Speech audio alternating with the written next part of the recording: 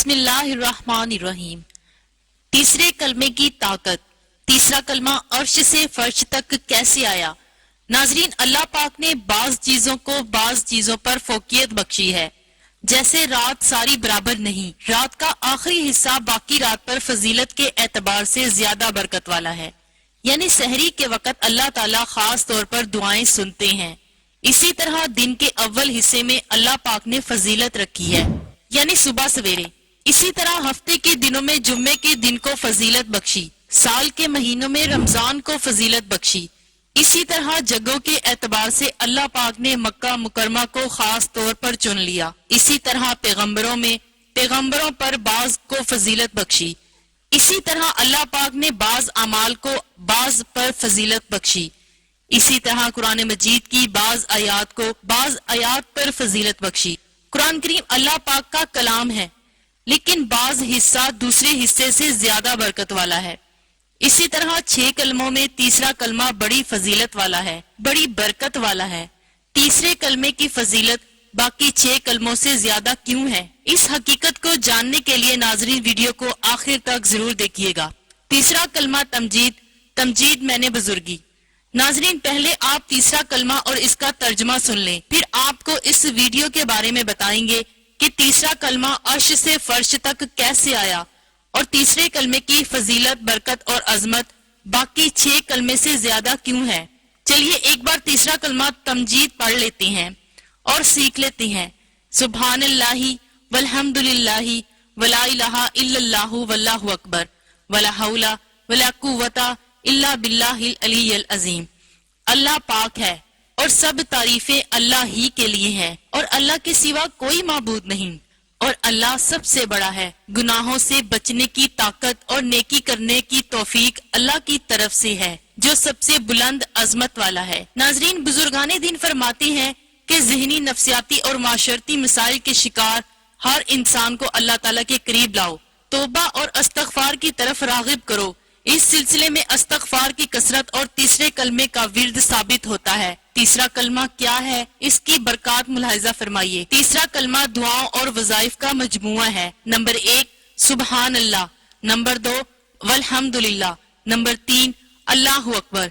ये तीनों वो कलमात हैं जिनको तस्बीह फातिमी भी कहा जाता है। रसूल पाक सल्लल्लाहु अलैहि वसल्लम के जिगर का टुकड़ा सैयदा फातिमा रजी अल्लाह ताला अन्हा से मंसूब है। फिर रसूल पाक सल्लल्लाहु अलैहि वसल्लम ने जब ये वजीफा सैयदा फातिमा रजी अल्लाह ताला अन्हा को अता फरमाया तो उस वक्त ये करम भी फरमाया कि इसके बदले में अल्लाह ताला गुलामों को आजाद करने का सवाब अता फरमाएगा। इसी तरह तीसरा कलमा में कलमा तैयबा का जुज भी शामिल है, ला इलाहा इल्लल्लाह, और फिर आखिर में ला हौला वला कुव्वता इल्ला बिल्लाहिल अलीय्यिल अज़ीम। अल्लाह की तस्बीह, हम्द, किब्रियानी के साथ साथ इसके माबूद बरहक होने पर और हर तकदीर पर कादिर होने का एतराफ व इकरार भी इसमें मौजूद है। उलमाए कराम और मुफस्सिरीन ने तीसरे कलमे का जिक्र करते हुए लिखा है, हजरत इब्ने अब्बास रजी अल्लाह ताला अन्हा फरमाते हैं कि अल्लाह ताला ने अर्श बनाया और फरिश्तों को उसे उठाने का हुक्म दिया और फरिश्तों को अर्श बहुत वजनी महसूस हुआ। इस वक्त फरिश्तों को सुबहान अल्लाह पढ़ने का कहा गया। चुनाचा सब फरिश्तों ने सुबहान अल्लाह का विर्द शुरू किया। इसको पढ़ते ही अर्श उठाना आसान हो गया।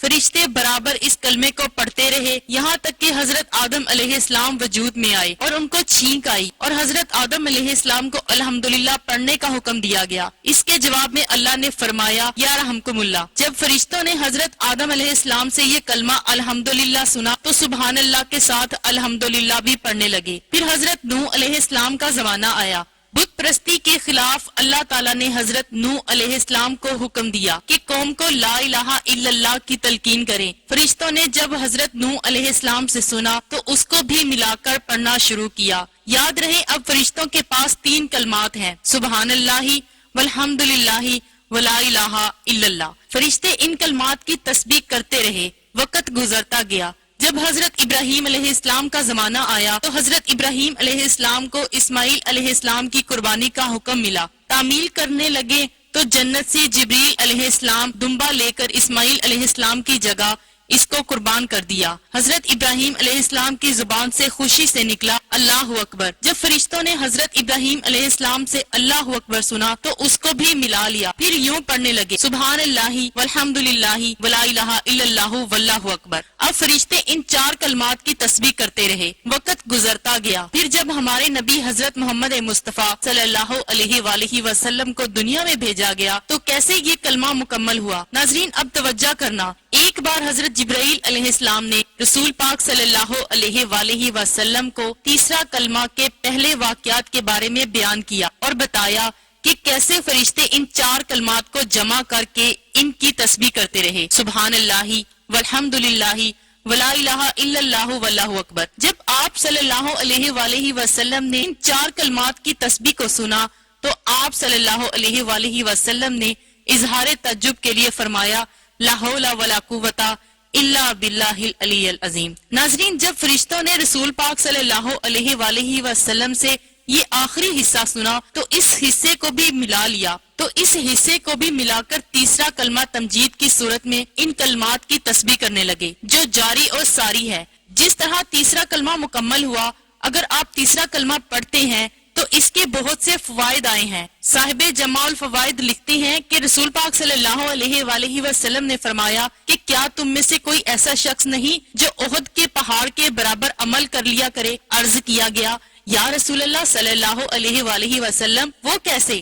تو آپ صلی اللہ علیہ وآلہ وسلم نے فرمایا کہ ہر شخص کر سکتا ہے، کیونکہ سبحان اللہ پڑھنے کا ثواب بہت سے زیادہ ہے، الحمدللہ کا ثواب بہت سے زیادہ ہے، لا الہ الا اللہ کا ثواب بہت سے زیادہ ہے، اللہ اکبر کا ثواب بہت سے زیادہ ہے۔ رسول پاک صلی اللہ علیہ وآلہ وسلم کی زبان مبارک اور پھر اولیاء صالحین و کاملین کے عمل سے ثابت ہوا کہ اس کلمہ میں کوئی انمول خزانہ ضرور چھپا ہوا ہے۔ رسول پاک صلی اللہ علیہ وآلہ وسلم نے تو اس میں موجود کلمات کو احد جیسے بلند و مرتبہ پہاڑ سے بھی زیادہ بابرکت قرار دیا۔ بزرگان دین اس کے بہت سے فضائل لکھتے ہیں۔ حضرت ابو ہریرہ رضی اللہ تعالی عنہ کہتے ہیں رسول پاک صلی اللہ علیہ وآلہ وسلم نے فرمایا ساری کائنات سے کہ جس پر سورج طلوع ہوتا ہے مجھے یہ زیادہ پسند ہے کہ میں یہ کہوں سبحان اللہ والحمد للہ ولا الہ الا اللہ واللہ اکبر۔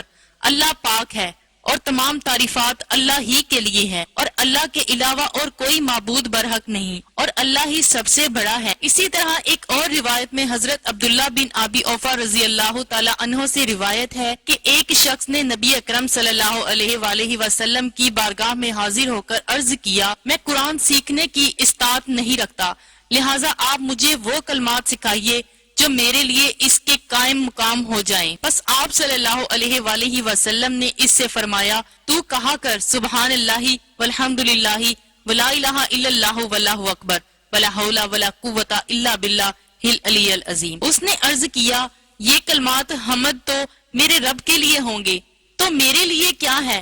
بس آپ صلی اللہ علیہ وآلہ وسلم نے فرمایا تو کہا کر تو مجھ پر رحم فرما اور مجھے بخش دے اور مجھے ہدایت دے، مجھے رزق سے نواز اور عافیت عطا فرما۔ اللہ پاک سے دعا ہے کہ اللہ پاک ہمیں ان تمام باتوں پر عمل کرنے کی توفیق عطا فرمائے اور ہمیں زیادہ سے زیادہ تیسرے کلمے کا ورد کرنے کی توفیق عطا فرمائے، آمین۔